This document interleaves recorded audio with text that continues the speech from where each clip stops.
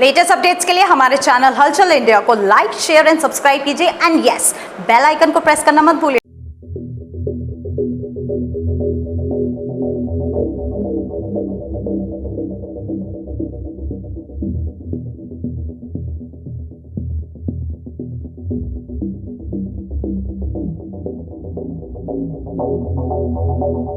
जब से मणिपुर के दो महिलाओं के निर्वस्त्र होने का वीडियो वायरल हुआ है, तब से पूरे देश में गुस्सा है, पूरे देश में रोष है।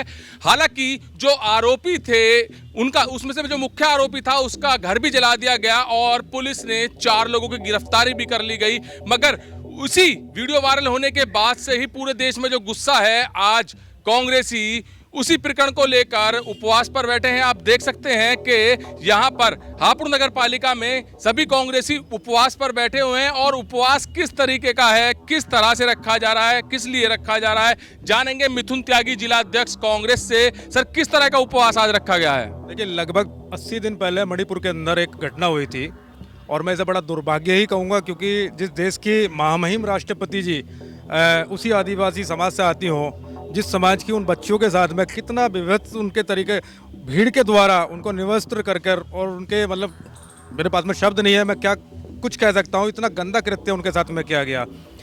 80 दिन तक वो घटना नहीं पता चली, हमारे गृह मंत्री जी को पता नहीं चली, हमारे प्रधानमंत्री जी को पता नहीं चली।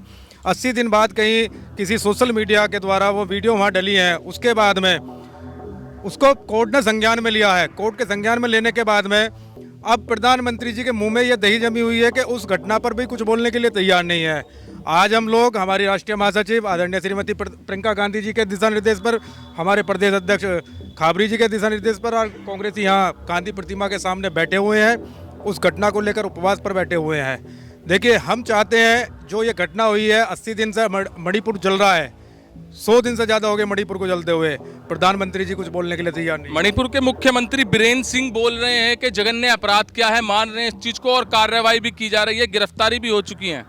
मान्यवर, मैं ये सवाल आपसे मैं रखना चाहता हूं, पूछना चाहता हूं। मुख्यमंत्री जी ने खुद स्वीकार करा है कि ना जाने ऐसी कितनी घटनाएं हो गई हैं। मुख्यमंत्री जी सो रहे हैं, तुरंत हटा देना चाहिए वहाँ। मुख्यमंत्री राष्ट्रपति शासन क्यों नहीं लागू कर रहे हैं आप? इसका मतलब मुख्यमंत्री के संज्ञान में ये सारी घटनाएं वहाँ घटित हो रही हैं। जैसे कि आप कह रहे हैं कि उन पर कार्रवाई होनी चाहिए। 4 लोग जो मेन लोग थे वो गिरफ्तार हो चुके हैं। अब गिरफ्तारी के बाद क्या मांग है कांग्रेस की? 80 दिन के बाद में अगर नींद के बाद में केवल कार्रवाई के नाम पर खाना पूर्ति हो रही है, वो हजारों की भीड़ थी, 4 आरोपी पकड़े गए हैं, उन हजारों लोगों को क्यों नहीं पकड़े जा रहे, जिनमें उन 4 जैसे ना जाने कितने लोग अभी घूम रहे हैं? ये केवल एक छलावा मात्र है, दिखावा मात्र है। हम लोग यहाँ बैठे, कांग्रेस की सरकार होती तो क्या करती? बिल्कुल निश्चित तौर पर कार्रवाई करने का काम करा है कांग्रेस की सरकारों ने। जब इस तरह की कोई घटना किसी भी समाज के साथ में हुई है, कांग्रेस ने कार्रवाई करने का काम करा है। आपने देखा होगा, मैं उत्तर प्रदेश की भी आपको एक घटना बता देता हूँ, एक नहीं ना जाने कितनी घटनाएं बता देता हूँ।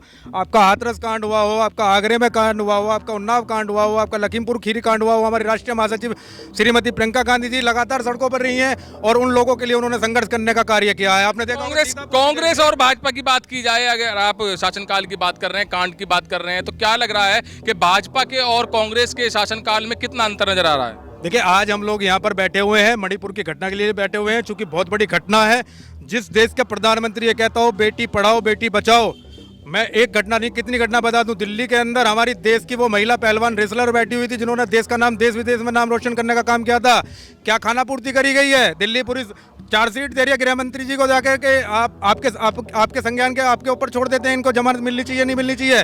तो आप यहीं आप अंदाजा लगा सकते हैं कि महिलाओं की सुरक्षा के लिए, बेटियों की सुरक्षा के लिए ये सरकार कितनी जवाबदेही और कितनी जिम्मेदार और कितनी मैं कह सकता हूँ उसके प्रति एक कर्तव्यनिष्ठ है। तो यहाँ पर और कांग्रेसी भी हैं, जानेंगे। सर, जो आज आप उपवास रख रहे हैं, तो उसमें आपकी क्या मांग है दोषियों के खिलाफ? हमारी उपवास में सबसे पहले ये मांग है कि इतने जघन्य अपराध के लिए सरकार को सबसे पहले एक्शन लेना चाहिए था। ये तो सोशल मीडिया पे भी 4 मई का जो वाकया हुआ है, दर्दनाक घटना जो हुई है, वो 19 जुलाई को जब सुप्रीम कोर्ट के ने अल्टीमेटम दिया है सरकार को, तब जाके सरकार और प्रधानमंत्री जी हमारे जो बेटी बचाओ बेटी पढ़ाओ और महिलाओं को सुरक्षा देने में नाकाम रहे हैं, तब जाके उन्हें ये बोलना पड़ा है। तो हमारी सबसे पहली ये मांग है कि सबसे पहले तो बीरेंद्र सिंह जी सरकार को बर्खास्त किया जाए और उसके बाद में वहाँ पे जांच कमेटियां बना के बैठाकर मणिपुर को वापस उसी शांति में लिया जाए। जबकि इन्होंने हमेशा इतने बिजी रहे हैं, अपने व्यस्त विदेशों में बिजी रहे हैं, इन्होंने कभी देश के अंदर परेशानियों को बिल्कुल नहीं देखा है।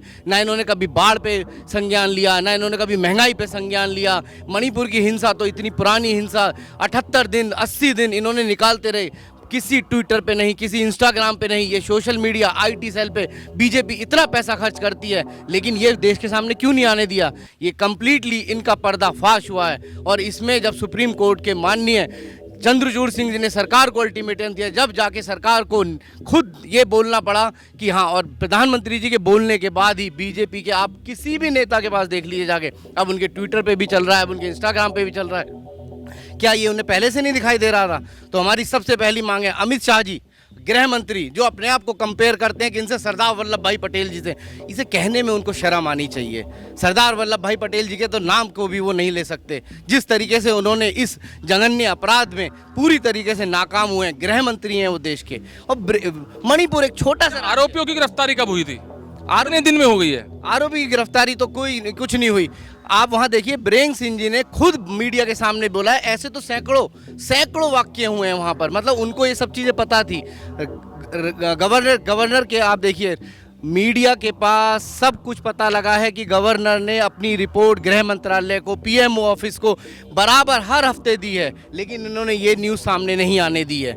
ये इस चीज़ को छुपाना चाहते थे। क्यों? क्योंकि बीरेंद्र सिंह जी को ये बचाना चाहते हैं, मणिपुर को जलाना चाहते हैं। आप जानते हैं ना इसका सीधा सीधा असर। वहाँ पे जो तीन जो कास्ट हैं, 3 जो आदिवासी लोग हैं, 3 तरह के लोग हैं, उसमें मैत्री समाज ने जानबूझकर वहाँ कुकी समाज को दबाया जा रहा है। और आप किसी भी तरीके से ऐसा नहीं करते, ये संविधान के खिलाफ है, ये बिल्कुल संविधान के खिलाफ है। मेरी सीधी मांग है, मणिपुर सरकार को बर्खास्त करें। और मेरा तो ये भी मानना है कि आप इसमें सरकार को कटघरे में लाकर खड़ा करें कि ये संविधान का पूरी तरीके से दुर्व्यवहार किया गया है। इन्होंने कुछ नहीं। कांग्रेसी आरोप लगा रहे हैं मौजूदा सरकार पर कि 80 दिन हो गए हैं और 80 दिन में कोई भी कार्रवाई नहीं की गई है। वहीं पर बीरेंद्र सरकार की बात की जाए तो बीरेंद्र सरकार कह तो रहे कि जघन्य अपराध है और गिरफ्तारी भी हो चुकी है। और यहाँ पर जो कांग्रेसी आज उपवास पर बैठे हैं, वो सीधा निशाना मौजूदा सरकार पर लगा रहे हैं कि सबके मुंह में दही जमी हुई है, कोई भी कुछ इस मामले में बोलने को तैयार नहीं है। और जो आज यहाँ पर उपवास हो रहा है, इसमें बड़ा निशाना मौजूदा सरकार पर ही साधा जा रहा है और सीधे उनके फांसी की मांग भी की जा रही है जो आरोपी हैं। हालांकि जो मुख्य आरोपी था उसका घर भी जला दिया गया था। और जो 2 महिलाओं के निर्वस्त्र होने की वीडियो वायरल की बात की जा रही है, उसमें एक आरोप ये भी लग रहा है कि एक महिला के साथ कुछ ऐसी अभद्रता भी की गई थी। कैमरामैन जगवीर के साथ सुशील शर्मा, हलचल इंडिया।